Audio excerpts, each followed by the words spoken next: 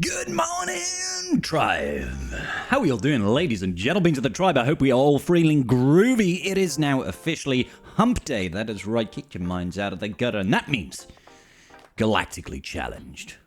Today we find ourselves on the forest planet of Kashyyyk, facing off against the clone troopers. That's right, we have got Captain Rex not in the leadership because they like fives for this one. Don't know why. We've also got Bad Batch Echo, Cody, and for some reason Arc Trooper. It's a little bit of a weird smorgasbord of clones that we've got to go take out, and there are benefits for our Nightsister allies. Not too shabby. We have got a number of feats to complete for this one. Complete the battle is obviously the normal one that we have to do. Complete with a full team of Nightsisters. We also need to win with one light side and one dark side character surviving. There is also the marquee event. Make sure you use your Batcher at the highest star level that you can. And finally, those of you that do have the episode pass will be able to gain some bonus episode points just for completing the battle. What are the modifiers? Well, I'm glad you asked. The global is just retaliation. Whenever a unit takes damage, they gain 20% critical damage until they score a critical hit. Whenever a unit is debuffed, they are going to recover 10% protection, and whenever a unit is defeated, another random ally gets a bonus turn. The player modifier is limitless magic. Whenever an ally is revived, all other Nightsister allies are going to gain a stack of Ichor stacking, which can't be copied, dispelled, or prevented. Ichor gives 5% max health, protection, offense, and speed per stack. The enemy has got Dauntless Courage. Essentially, whenever they gain a buff that they can dispel, they're also going to gain Dauntless Courage, which gives them 5% offense, crit chance, crit damage, and health steal. Not too shabby. Now we're going to start off with the Nightsisters, and then we are going to mosey our way into the other feats. Let's do this.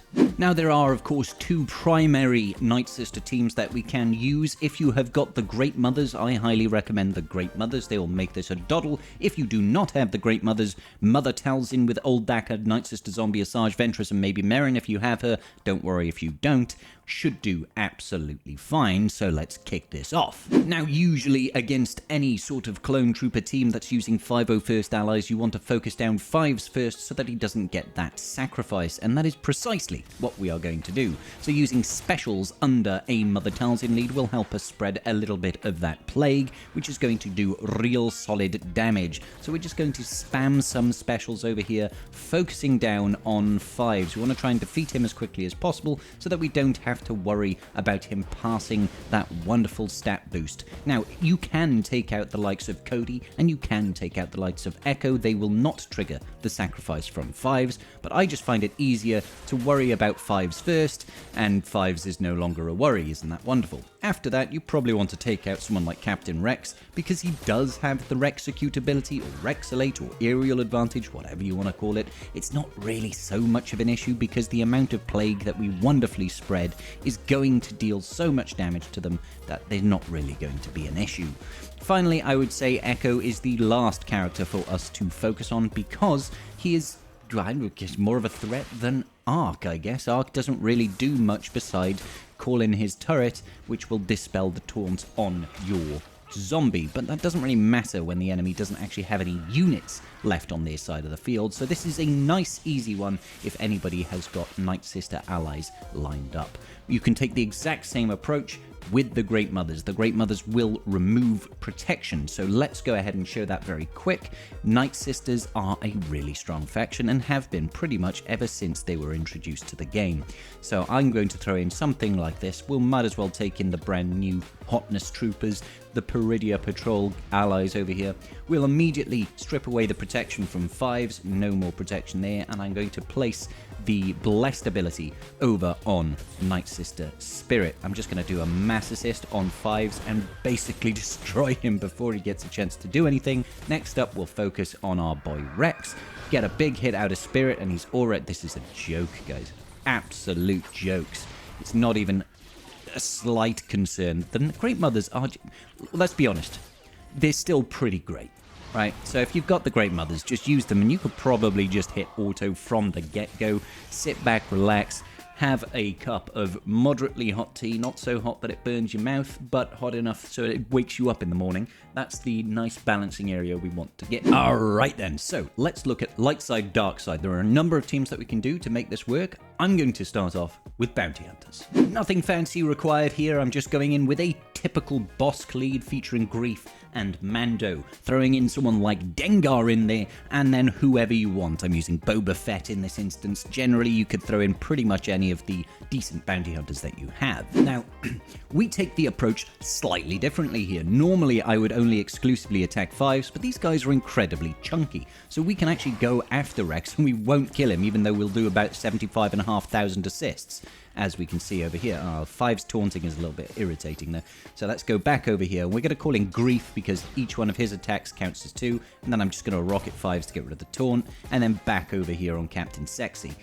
We'll try and land that stun, I guess. Oh, that was wonderful. Nice. Okay, we've hit contract. Isn't that nice? So once you've hit contract, obviously the benefit was, well, what we're trying to do is get round to OG Mando. And the reason we're trying to get round to OG Mando is because he has got an Annihilate ability, that disintegrate shot. We can just get rid of 5 straight away. Boom. They'll take a bonus turn because we did defeat one of their units, but it's really not an issue. After this, let's see if we can get a nice big... Boom! Rex is gone. That execute coming out of our boy Boba Fett, showing utter power there. Alright, after we've taken care of him, I reckon we'll probably go after Echo next. He's probably the most lethal character at this point. Let's go ahead and call in our good boy Boba. Come on, Boba, do your work, baby. Do your work. Mass assist over here on Echo. Did we just miss on the mass assist? That is so rude. I suppose he does have evasion up, which means that his evasion goes from about 2.5% to 200.5%. Oh, Boba's rockets are coming in clutch here, guys. Almost defeating 2 people in a single hit. Once it's down to just 2 people at this point, let's be honest, full auto it, you'll be absolutely fine. As long as either Grief or OG Mando survive this, as well as one of your dark side compatriots, you will have satisfied the requirements for light side, dark side victories. I appreciate, though, not everybody is going to have a decent bounty hunter team built up, so let's think of some other options. One of those options will be a Darth Revan leadership, and I'm just throwing in Hermit Yoda in the final slot, taking in that Malak, that Basti, that Marauder. You could use Sith Empire Trooper as well if you want. Alright, so we're going to get the fear on 5s, and we want to try and target one of the weaker allies going up next, because as soon as we can trigger that death mark, the better off we'll be. I'm going to focus down on Echo, because I feel like he might be weak. Who knows? I'm going to get that tenacity down on Echo as well, and let's see if we can spread some of that wonderful lightning around and just focus down on Echo. If we can get him, like I said, to go below 50% of his max health, then he's going to trigger Death Mark on 5s, which will make taking out 5s very simple and straightforward. Here we go, Death Mark over here on our boy 5s. We'll do some Wild Lightning. Wonderful. Let's pass, well, actually it doesn't pass any turn meter, only passes those 2 Jedi. Nearly taking care of that 5s right about now. Let's throw the sticks at him. And there we go. He is done and dusted. Now we can just spread that fear a little bit. Oh my gosh, the damage is through the roof here. And let's go ahead and place Master's Training on our Malak as well. Take care of the Echo. And I think we can just put this on full auto at this point. So yeah, Darth Revan leadership, very, very useful in this instance. Target one of the weaker units to trigger that death mark on 5s. That makes taking care of 5s very easily. You're best to do that against characters that are not 5-0 first, because you don't want to inadvertently kill them. You probably won't, because they've got a lot of stacking max health in this. So there we go, another way of doing light side, dark side. I won't throw in a third team, but if I were, I would probably say do something like, I don't know, just throw Malak in a gas 5-0 first team and you'll be absolutely fine.